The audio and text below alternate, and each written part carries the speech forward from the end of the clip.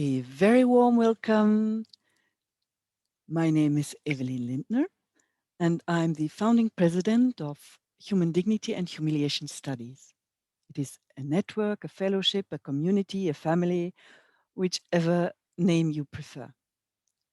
First, I would like to thank Linda Hartling, our director, and the entire Digni organizing team for making this amazing workshop possible. As you may know, our work is a labor of love. We work with a budget that is close to zero. Everyone gives according to their ability, whatever they can, their time, their energy, their creativity, all as a gift of love. I have no words to express my gratitude to all of you. This is our blue marble, and this is what we do with it. We squeeze our planet to the last drop. We commit ecocide, the killing of our ecosphere, of our ecological world, of which we are only a small part, despite our belief to be its masters. The suffix "side" means killing. Words such as genocide, suicide, or pesticide all end on "side", stemming from Latin "sida", the verb caedo, caedes, caedere. We poison our planet, we drown it, and we burn it. Considering that our planet is our commons, we are caught in a global commons dilemma. Ecologist Garrett James Hardin explained the tragedy of the commons as follows: an unmanaged commons in a world of limited material wealth and limited desires inevitably ends in ruin. Indeed, ruin is now global after humanity's campaign of depleting our planet's resources with ever increasing destructive efficiency. Sociocide is the killing of our sociosphere, of the cohesion in our human communities, local and global. We live in a world now where hateful polarization poisons our relationships. We have a pandemic of disconnection and loneliness, particularly in the Western world, that will outlast the coronavirus pandemic. Britain had to appoint a special minister for loneliness in 2018. Not enough. The world is also armed to its teeth. Citizens against citizens, nations against nations.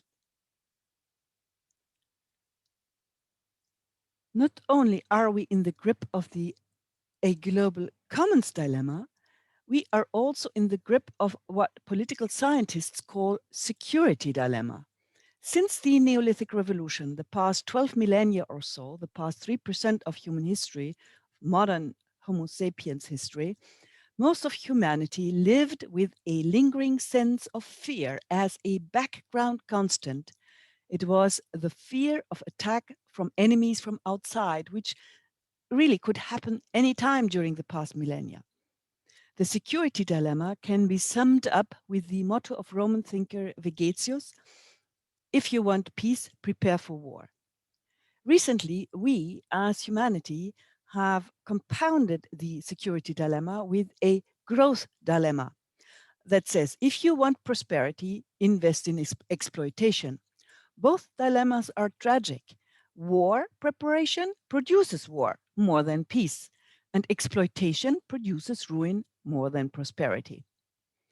As long as we, as humanity, do not find a way out of these tragic dilemmas, sociocide and ecocide will continue as structural violence, as systemic humiliation, humiliation congealed into systems, just like South Africa had apartheid as humiliation congealed into a system, just like military, corporate, political systems now drive global races for arms and resources. Ecocide and sociocide have the same underlying catalyst, the very weapon of mass destruction that systems of humiliation use, namely cogitocide. This term was coined by the former head of the Club of Rome, Prince El Hassan bin Talal, in 2020. Cogito comes from cogitare in Latin, to think. And cogitocide is the killing of our cogitosphere, the killing of the realm of thinking and reflection. It is the drowning of humanity in a sightless infosphere. I therefore fear that artificial intelligence may be a misnomer. In many cases, it may rather be artificial sightlessness. It may simply be the digitalization of a kind of sightlessness that in former times was called fog of war, simply taking a new shape and reaching new levels now. Big data, instead of becoming big success, may turn into big disaster. All those sides, all those killings amplify each other. As a result, we risk omnicide, the killing of everything, the annihilation of all life on Earth. We live in times of systemic decline, where the old order is disintegrating as environmental and political disruptions amplify each other. We are at the end of a lavish party of exploitation, for which our children, if they survive, will have to pay. Natural historian Sir David Attenborough said it in 2018. Right now, we are facing a man-made disaster of a global scale, our greatest threat in thousands of years. I call it systemic madness waiting to be transformed into systemic sanity. Cultural historian Thomas Berry is right. We cannot have healthy people on a sick planet. This is where we stand. In this situation of a greatest crisis, can we imagine a world without borders, without military forces, only with rule of law institutions that keep individual dominators from undermining the global commons? Can we imagine a world of shared commons, of global unity in diversity, collectively protected and replenished? Can we imagine a dignity economy?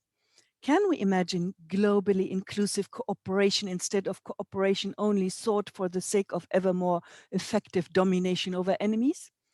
Can we turn systemic madness into systemic sanity? Can we turn social side and eco side into what I call social sanity and eco sanity, social salvation and eco salvation? Could we make such a word work? The answer is a resounding yes. Very few people, and I noticed that all around the world, very few people take in that our species, Homo sapiens, lives in a historical moment that is unparalleled, not just in terms of crisis, but also of opportunity. History is not a predetermined process with humans as helpless victims, particularly not now. For the first time in our history, we, humankind, are in a position to succeed in bringing about the adaptations that are long overdue, basically since millennia. Adaptations that our forebears could not bring about because they did not yet have the tools we have. Our ancestors could not see pictures of our blue planet from the perspective of an astronaut. For the first time in our history, we as humankind can fully appreciate our place in the universe. Unlike our forebears, we have the privilege of experiencing the overview effect. We can see our planet from outside. We can embrace biophilia. We can feel the ecology of the living taking place within one circumscribed biopoetic space that is shared between all beings. We have access to a much more comprehensive knowledge base about the universe and our place in it than our grandparents ever had. Furthermore, we have the good news from research that human nature is neither good nor evil, but social, and that much of human action depends on the ways constitutive rules frame relational contexts. In other words, cooperation and solidarity in the world can be nurtured systemically through building appropriate societal frames. Finally, we have many experiments going on already now all around the world that try out ways to make economic systems compatible with life on Earth. Experiments by people who no longer want to sacrifice life on Earth for misguided concepts of money as a commodity, who no longer want economy be a driver of prosperity at the cost of ecocide and sociocide. There is a market of promise out there. I suggest, therefore, we sit together as humankind, all of us, and many people do that already, and find out whether the existing regulatory rules that we have can indeed be sufficiently tweaked. I doubt it. And if not, let us create new constitutive rules of engagement for our modern world system. Here I made a list of our failures, of our wake-up calls that failed to wake us up sufficiently, and of the opportunities that presented themselves to us, and we used them, if we used them, too timidly. This is a list I will jump over now due to our time limits. Think of Titanic. We as humankind can no longer think of ourselves as sailing on a luxury cruise ship. What we thought of as a cruise ship is a Titanic on its way to the iceberg.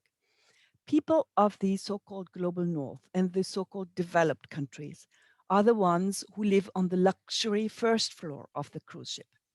They rip out planks from the hull of the ship where all the poor people live to enjoy fireworks on the first floor. When they see cracks in their luxury cabins, they repair them with the best intentions while overlooking the huge holes they create further down in the ship.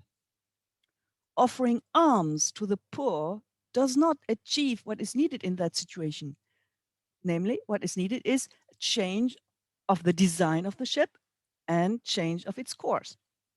The world's best philanthropy, if combined with might is right competition, cannot be allowed to dominate the design of our global strategies.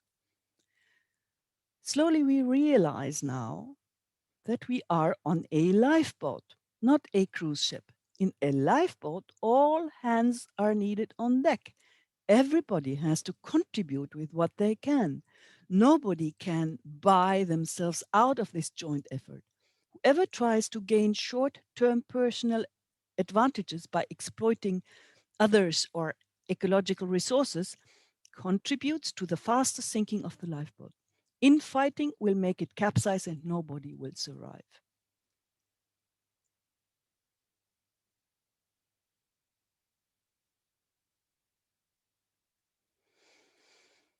This is the rural context in which I grew up. I want to tell you a little bit about myself.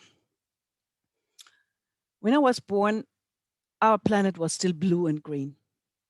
What you see here is the place where my parents were displaced to after World War II. I come from a rural background and from a family that is deeply traumatized by war and displacement. Therefore, I see it as my responsibility, my duty, to use the privileges I have been offered in life together with the technological opportunities of our time, like Zoom now, to try to understand our world so I can suggest viable paths into the future. This is my life mission since childhood. By now, I look back on 45 years of being at home on all continents except Antarctica, of course.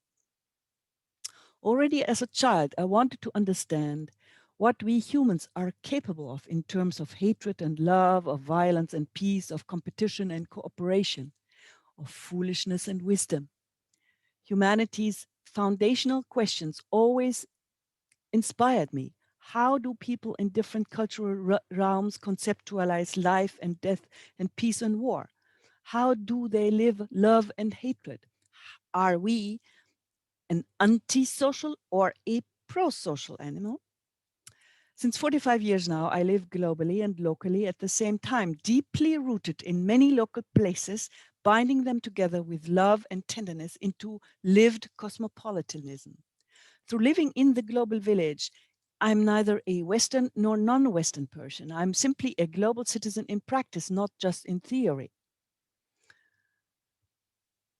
I'm a patriot of Earthland, including all its living beings. To realize this global dignity mission, I had to adapt my practical life far beyond what most people would consider possible. It has proven itself to be necessary that I live almost without money, as otherwise my privileges would undermine my mission. If I were employed at a national university or were to receive major funding from one particular source, my dignity mission would be suspected to be informed by national or corporate interests. Moreover, money easily erects social psychological barriers. It tends to turn I thou relationships into I it relationships, to use the coinage of philosopher Martin Buber. Last but not least, I'm talking to you from the living room of my father, who is 94, to honor him and keep him flourishing in these times of a corona pandemic. I regard it as part of my dignity work to include our elders more lovingly. I invite you all to embrace the World Dignity University initiative that we have launched in 2011 on the background of all these thoughts. In my work, I use the ideal type approach of sociologist Max Weber, which allows for analysis and action to proceed at different levels of abstraction while acknowledging all the gray areas in between. Traffic can illustrate it. Each society has to decide on whether to go for left-hand or right-hand driving. Diversity can only reign for the vehicles and driving styles that people might want to use. When these different levels of abstraction and action are confounded, accidents are the result. These are my books, and please write to me and I send you review copies. My interest in the topics of dignity and humiliation emerged from my specific family background and my subsequent global experience. I see humiliation as an interpersonal act, an emotional state, and a social mechanism, and therefore it is relevant for a wide range of academic fields of inquiry, among them history, social philosophy, political science, sociology, global studies, anthropology, neuroscience, and not least, of course, psychology. Humiliation is relevant for all integral psychological perspectives whose theoretical lens spans all life-centered psychologies: clinical, health, developmental, cultural, community, social, and political psychology. The phenomenon of humiliation is everywhere. Yet, interestingly, it had not been studied much on its own account before our dear Linda Hartling. She's a relational psychologist, and we worked together since 1999, before we began attending to it. And one reason may precisely be due to this need for approaches that are trans, multi, and cross-disciplinary. In my writing, I attempt to bridge academia's siloization by striving to understand the core messages of various fields of academic inquiry, then try to bring them together on different levels of abstraction using precisely the ideal type approach. And finally, I attempt to reconstruct them from the perspective of dignity and humiliation. So far, I have done so with war, genocide and terrorism, international conflict, gender insecurity, and economics. And I did so mainly in English, but also in Norwegian, French, and German. Big question: why do we fail to use our opportunities? Why? Starting about 60,000 years ago, many of the world's largest animals, also called megafauna, began to disappear. First in Sahul, the supercontinent formed by Australia and New Guinea, during periods of low sea levels. Scientists found that megafauna extinctions in areas where they coexisted with humans were most likely caused by a combination of human pressure and access to water. Throughout the past millennia, particularly since the Neolithic Revolution, we as species Homo sapiens have increasingly become proud of our ability to be in control, to dominate, to win victories. Pride in human exceptionality and superiority became definitorial for us. Still is. Throughout the past centuries, particularly the past decades, we have driven competition for domination and control over people and planet to hitherto unseen extremes. Nations against nations, citizens against citizens, and all against nature. At the same time, we regard dialogue, mutuality, and nurturing as secondary. I was trained as in medicine and psychology, and therefore I like to use the image of the human body to illustrate my point. Since the Neolithic Revolution, the so-called dominator model of society became prevalent all over the globe, where elites, usually men, were allowed to use the right arm, the sword arm, to devise strategies and give orders to prepare for war if needed, representing the sympathetic system of the body that prepares for fight or flight. Their left arm, the one that stands for maintenance and care, akin to the parasympathetic system of the body, was bound behind their backs. Their subordinates, women and lowly men, suffered the inverse infliction. They were expected to exhaust themselves in service, only with the left arm. None could use both arms. None could reach an inner balance. None could unfold their full potential. This is an injury that lasted for many millennia. It has many names. Patriarchy is one of them. I call it a war injury. Humanity suffered a millennia-long systemic war injury. Our forebears accepted it, they lived with it, they maintained it. Why? Because preparedness for war had to be given priority in a world that was in the grip of this security dilemma. Very seldom you see depictions such as this one, where a woman holds a child with her left arm and a sword with her right arm. This image was given to me by Michael Harris Bond in 1999. He's a cross-cultural psychologist, and at that time he was professor at the Chinese University of Hong Kong. Thank you, dear Michael. For the past millennia, increasingly, we humans have treated our biosphere as if it were just another enemy waiting to be conquered. By now, our biosphere is like a teacher who enlightens us that competition for domination is a suboptimal strategy at its best. And in an interconnected and finite world, it is even collectively suicidal. Negligence of maintenance and replenishment is a hideous killer. And also here, the human body can illustrate it. Heart attack is the outcome, the typical emergency troubleshooter disease.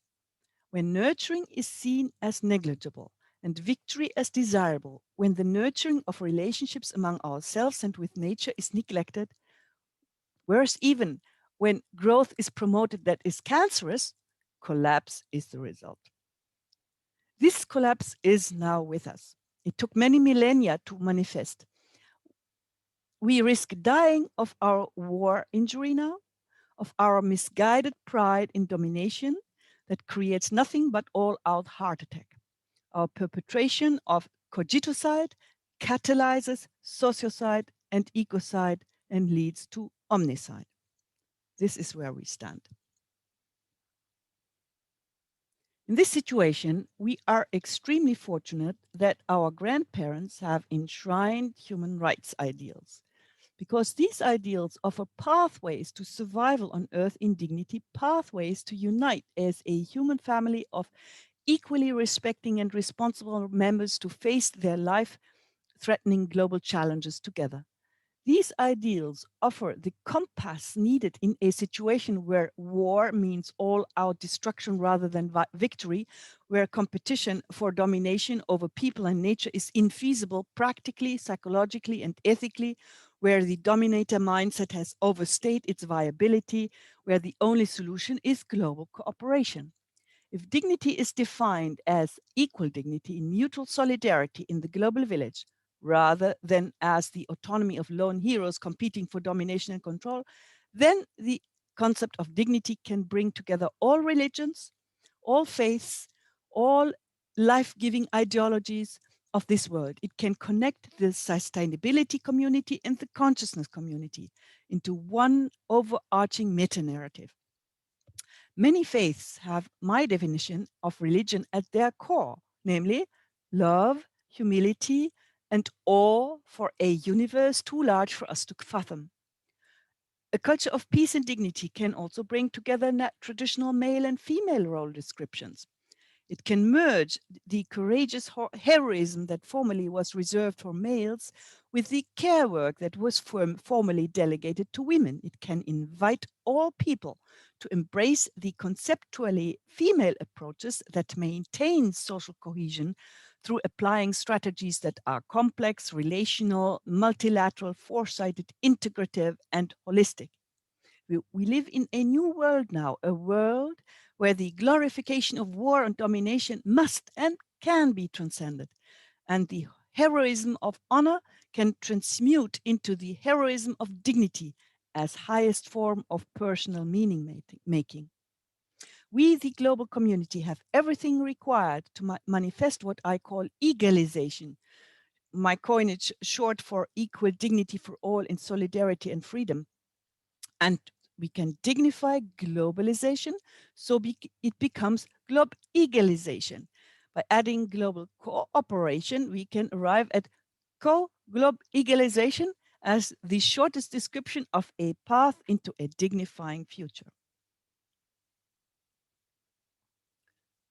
The Universal Declaration of Human Rights has a long history. Our ancestors prior to the Neolithic Revolution lived in small groups that were rather egalitarian. The line in the middle represents the line of equal worthiness. I respect you just as I respect myself. All members of the group enjoy equal worthiness. I use the infinity symbol or Möbius strip, the horizontal lying 8, when I think of unity in diversity, of dialogue in partnership, of solidarity in equal dignity. Then, when our species had completed what I call our first round of globalization around the time of the Neolithic Revolution, a dramatic shift occurred in a rather brief historical time span. Abundant, expandable piles of resources turned into fixed ones. A win-win situation turned into a win-lose situation. Circumscription is a term used in anthropology. And the security dilemma and also the commons dilemma became salient. Our forebears responded with a new ethos and emotional coinage. The era of honor began, which legitimized the vertical ranking of human worth into higher and lower, lesser beings. Presently, we are participating in yet another radical shift, as significant as 12,000 years ago. The year 1948, with the adoption of the Universal Declaration of Human Rights, is its most prominent marker. And we aspire to an ethos and emotional coinage of equal dignity in freedom and solidarity. At this point, we face important hurdles. We will go back again if we define equal dignity and freedom without solidarity. If we omit fraternité from égalité and liberté. If we look at the maxim of the French Revolution, liberté, égalité, fraternité, liberty, equality, and solidarity, cooperation, and care, then all three goals are lost if only liberty is aimed at. Sociocide and ecocide are the result when empowerment becomes narcissism, when liberty is overdone, so to speak. The self-esteem movement in Western societies may precisely have suffered such an overshoot of empowerment. It may have created a social climate of solipsistic narcissism characterized by chronic indignation and anger entrepreneurship, all against all. Our primary task now is to finally unite as human family so we can leave behind all destructive dilemmas, promote global human security rather than military security, and realize what I call the blessings of the commons in the place of the tragedy of the commons. The Universal Declaration of Human Rights stipulates that all human beings are born free and equal in dignity and rights. On my global path, I'm often astonished when I observe the tremendous strength of this promise, despite being undermined and violated so frequently and ruthlessly. The promise seems to be a genie that, once unleashed, cannot be put back into the bottle anymore. It has force now. It induces hope and has become a foundational value far beyond mere legal concepts. The reason for the strength of this promise appears to be that it speaks to a deep human desire, the desire to rise from being pushed down, the desire to stand upright, an embodied longing beyond language, beyond legal instruments, the simple and straightforward yearning to be respected as an equal fellow human being among fellow human beings.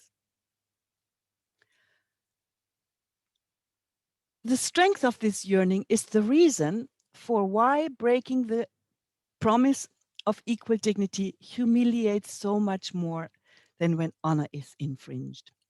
It is the reason for why the violation of dignity carries the potential to lead to much stronger reactions than the violation of honor. Not enough, the promise of equal dignity has also democratized the right to resist and given it to everyone. And more even, we also live in a world where technology is global now, so that a single angry hacker can feel entitled to seek retaliation for perceived humiliation and attack an entire country's electronic infrastructure. Would-be Hitlers can now establish global dictatorial mafia-like structures with hitherto unseen ease. All these factors together have the power to fill the world with hot cycles of humiliation. In my work, I therefore avoid using the term empowerment and replace it with entrustment. Entrustment suggests a larger obligation. It suggests that liberation movements and uprisings need careful limits, that all should meet in the middle between up and down, between top and bottom of society, and together shoulder the responsibility for creating a better world in mutually dignifying and joint humility.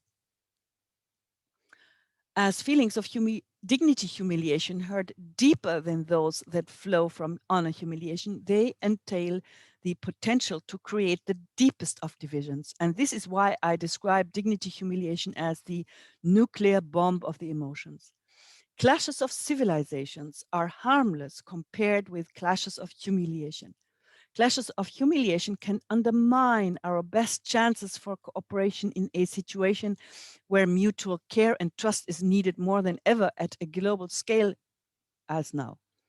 Dynamics of humiliation, I fear, will become the strongest obstacle to a dignified future for humanity. I value anthropologist William Urey's simplified depiction of history, where he pulls together elements from anthropology, game theory, and conflict studies. He describes three major types of society in chronological order, namely simple foragers, complex agriculturalists, and knowledge society. I use Urey's historical periods as a frame to insert the historical and social development of pride, honor, and dignity as follows. First, I call the first 97% of human history the era of pride, or more precisely, the era of pristine, humble pride, pristine because it is not yet touched by systemic humiliation. It was the time when foraging and small-scale gardening was prevalent, when there were still no limits for migration and the few people walking the planet still had enough space to freely follow the wild food. If the planet were bigger, we would still follow the wild food and seek new continents. The past 3% of human history, the period of complex agriculturalism, was the era of honor, or more precisely, the era of collectivist ranked honor. the era of systemic humiliation and arrogant pride. Third, I dedicate my entire life to working for a return to dignified pride, for a future era of dignity, or more precisely, for a future of equality and dignity for all as individuals who are free to engage in loving solidarity with each other and in mutually dignifying connection with all life on planet Earth.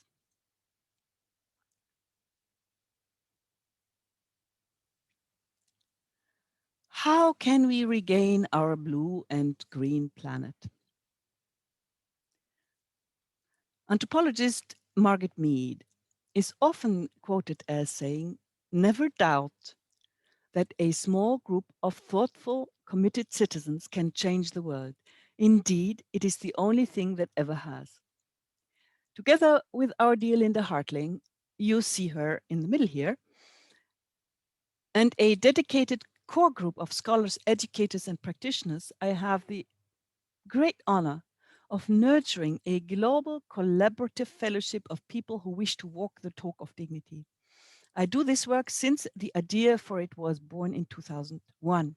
Linda came in 2003. We do that work together since 2003. Our Dignity Fellowship has around 1,000 invited members and around 8,000 people on our address list. You can look at humiliationstudies.org to meet the members of our Global Advisory Board, Global Core Team, Global Research Team, and Global Education Team. We have a very long time horizon for our work.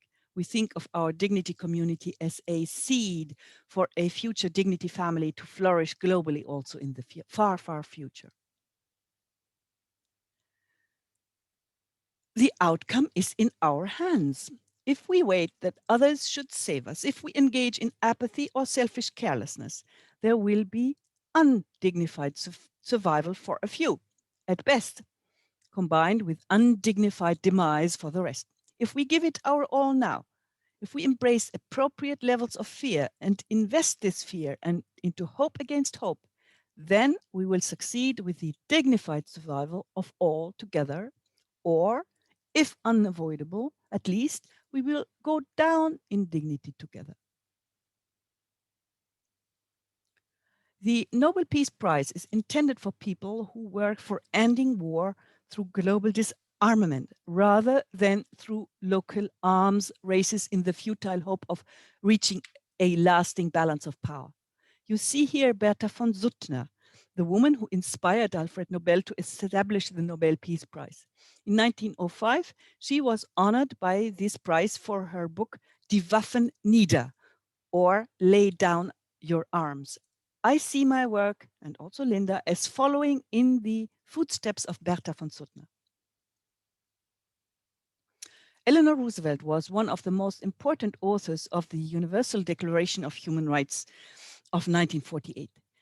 After the atrocities of the Second World War, the goal was never again. This is also my life mission. When Rachel Carson published her book Silent Spring in 1962, many were full of hope for a substantial turnaround. Earthrise was the high spirit in the 1960s. It transmuted, unfortunately, into Profit versus Planet around 1970 to 1987. Then environmentalism turned into sustainability around 1987 to 1997, and finally into market environmentalism from 1998 to 2018. In 2019 came Greta Thunberg. Now we have 2020, the COVID-19 virus. What comes next? This is pioneer Jean Baker Miller, the mentor of our dear Linda Hartling. Both women follow in the footsteps of Berta von Suttner and Eleanor Roosevelt, as do I. The fact that I hail from a family that is deeply traumatized by the two world wars of the last century means that I'm particularly aware of the vulnerabilities of our human arrangements on this planet. All my life, I have been preparing for the next Eleanor Roosevelt moment, like in 1948, waiting for a new window of opportunity to open for dignity to regain the attention it deserves. Together with Linda Hartling and other close collaborators, I'm helping to nurture a moment like that through our dignity work to come, ready to be among its co-authors if needed, ready to contribute with our approach of loving dignity. Roughly an overview where we stand as Homo sapiens. Roughly 300,000 years ago, our forebears enjoyed a win-win situation of seemingly infinite abundance. 12,000 years ago, the party was over. It changed from a win into a win-lose situation. Our ancestors adapted with developing strategies of competition for domination with the security dilemma as outcome. 1757, 1948, we see egalization, equal dignity and solidarity, and the emergence of dignity humiliation. 1967-72, we can for the first time see our planet from outside, a foundational shift in perspective. 1980, we start to overuse our resources. We use more than one planet. 1991 marks the end of the Cold War and an opportunity to unite in one world. We didn't use it. 2007 and 8, we see the collapse of the blind belief in the wisdom of the market. And now the generation alive now carries more responsibility than any other generation before. The responsibility to co-create new ways of arranging our affairs on planet Earth without systemic humiliation, to co-create the next form of civilization where we cooperate with our own evolution to manifest what Gandhi called Satyagraha. The Sustainable Development Goals set by the United Nations General Assembly for 2030 are a worthy start, yet only if Goal 8 is seriously reconfigured. It shows an exponential economic growth curve, a curve that represents an impossibility in a finite context.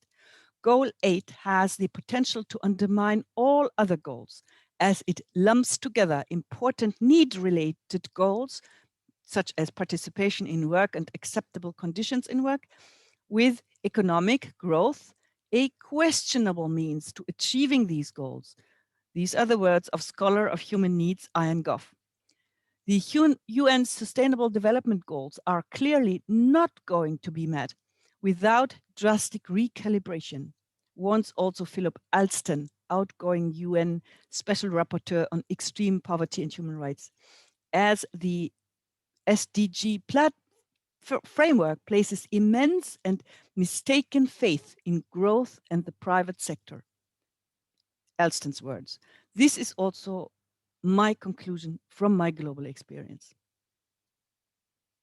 For me, dignity is a mandate, the duty to transform the world into a dignified world. I have coined the term dignism from dignityism. The aim is to point at the positive goals of co-globalization and to crowd out the hot button terminology of socialism, capitalism, communism. Cycles of humiliation are driven by these phrases. This is how I describe dignism.